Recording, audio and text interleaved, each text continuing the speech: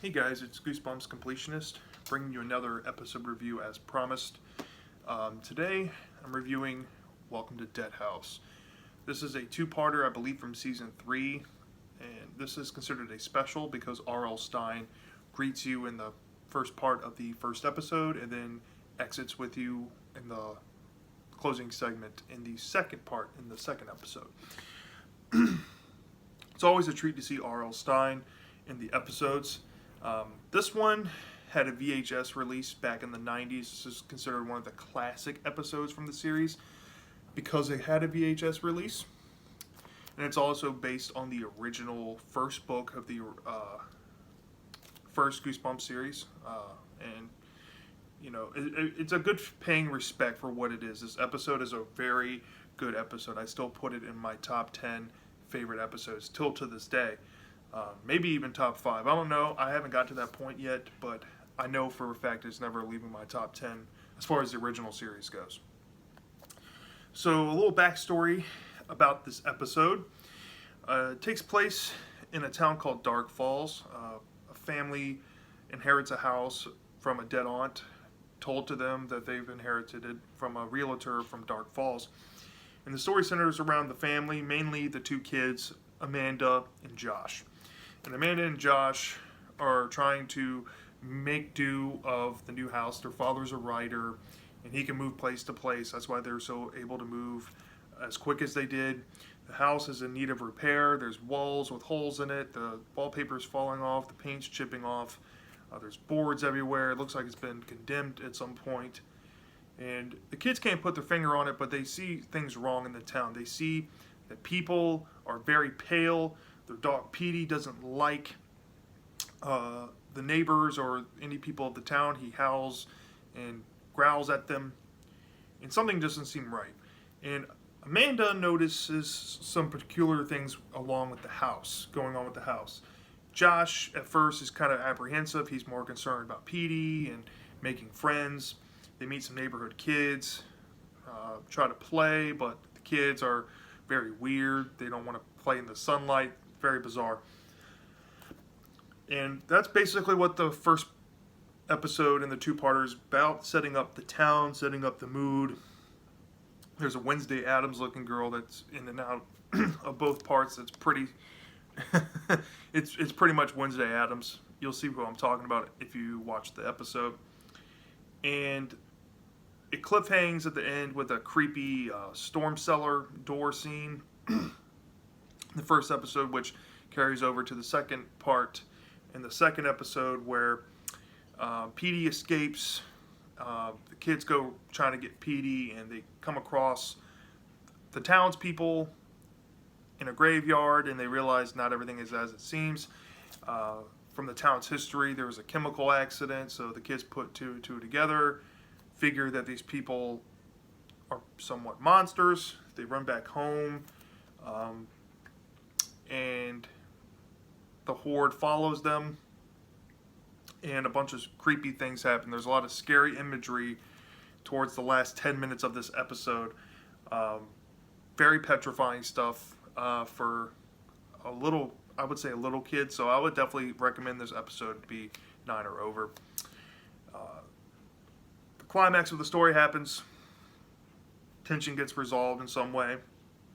The family decides to immediately leave in a hurry, and it cliffhangs on the ending. And it leaves some things questioned up in the air. So, for starters, I think that this episode improved on some of the faults in the book in some good ways. As far as where I guess the last chapters would be in the book, I think that the episode actually did a better version of the book and made it its own thing. If you've never read the book, there's a scene towards the end that's completely different in the episode than the book. I think the episode is definitely supreme on that aspect. I think that the parents did a fantastic job. I think these parents could be any parent.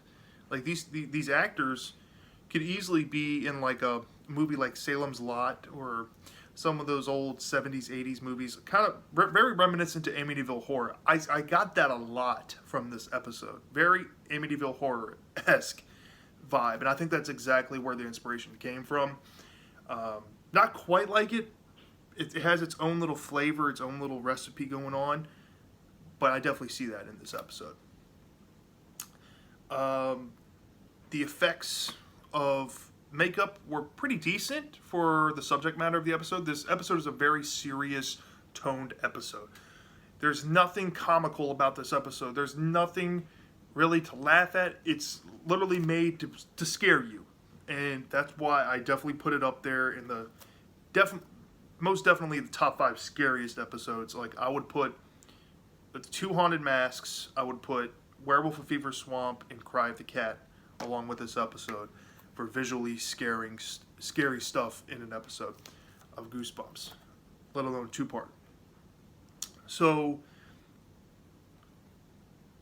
now I'm going to talk about the location and the set of the production was really good. I think that Dark Falls really did feel like a ghost town. It really did feel like a town that needs repair.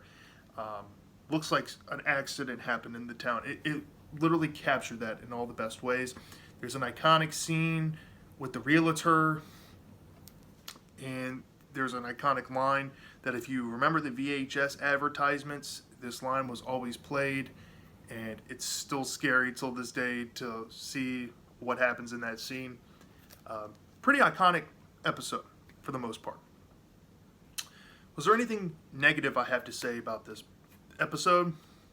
There is one thing, and I'm not trying to nitpick when I bring this point up here, but one thing I noticed about this episode that the book did better was the kids. Primarily, I'm not even talking about Josh and Amanda, I'm talking about the neighborhood kids. I felt that the neighborhood kids were spooky. I felt like everything was good. Like, the story fit. Don't get me wrong, it was really great. Performances, adaptation, and whatnot for a 42-minute episode, 2-parter, which broken up into 21-minute segments. But I feel like the book did a little more for those characters. And I felt like maybe if this runtime was allowed maybe even 8 minutes extra, maybe we would have gotten more scenes with the kids. And I feel like that's where the real children's horror would have been. Maybe they could have had a scary interaction with the kids first or something like that. Just a little nitpicky thing I had to say and get out there. That's the one thing that really bothered me about this episode. But I'm not going to deduct any points, because if I wish for more of something and it's still good, I can't really deduct points for that. So let's get to the real grade. Since I can't deduct any points from 0 to 5 stars, I'm going to give this a 5-star. 5-star rating. Now, for an entry-level Goosebumps episode, I do feel like this could be an entry-level Goosebumps episode. I do feel that if you've never watched Goosebumps and you want to see a good scary one first, this is a good place to start. Also, this is an adaptation of the first Goosebumps book in general as well. So, no brainer, this is a really good place to start. Now, my personal grade, what I want to grade this, I'd still give it probably a 5. You know, it's still one of my classic favorite episodes I can remember watching when I was a kid.